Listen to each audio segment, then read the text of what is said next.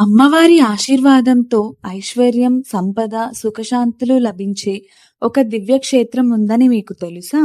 అక్కడ అమ్మవారు వేలాది సంవత్సరాలుగా భక్తుల కోరికలను నెరవేరుస్తున్నారని నమ్మకం.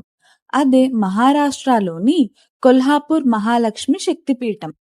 దక్షయజ్ఞం అనంతరం పరమశివుడు సతీదేవి శరీరాన్ని మోసుకుంటూ తాండవం చేశాడు.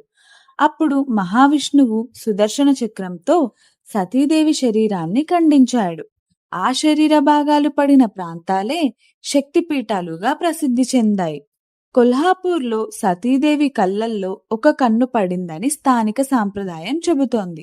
అందుకే ఈ క్షేత్రం దివ్యశక్తితో నిండిన పవిత్ర పీఠంగా భావించబడుతుంది. ఈ ఆలయంలో అమ్మవారు మహాలక్ష్మి రూపంలో కొలువై ఉన్నారు. ఆమెను అంబాబాయి అని కూడా ప్రేమగా పిలుస్తారు. పురాణాల ప్రకారం మహాలక్ష్మీదేవి కొల్హాసురుడు అనే రాక్షసుడిని సంహరించి ఈ ప్రాంతాన్ని రక్షించింది. అప్పటి నుంచి ఈ క్షేత్రం కొల్హాపూర్గా ప్రసిద్ధి చెందిందని చెబుతారు. ఈ ఆలయం దాదాపు 1300 సంవత్సరాల చరిత్ర కలిగిన ప్రాచీన దేవాలయంగా ప్రసిద్ధి చెందింది. ప్రతి సంవత్సరం జనవరి మరియు నవంబర్ నెలలలో సూర్యకిరణాలు నేరుగా అమ్మవారి ముఖంపై పడే అద్భుత దృశ్యాన్ని కిరణోత్సవం అని పిలుస్తారు.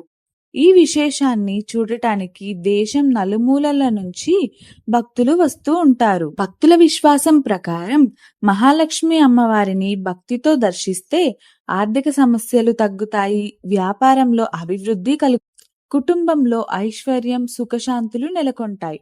అమ్మవారి కరుణతో జీవితం ఆనందమయం అవుతుందని నమ్ముతారు. సతీదేవి కన్నుపడిన పవిత్ర క్షేత్రం, ఐశ్వర్యాన్ని ప్రసాదించే జగన్మాత, మహారాష్ట్ర గర్వకారణమైన కొల్హాపూర్ మహాలక్ష్మి శక్తిపీఠం. ఇలాంటి మరిన్ని శక్తిపీఠాల విశేషాల కోసం మా ఛానల్ను ఇప్పుడే సబ్స్క్రైబ్ చేయండి.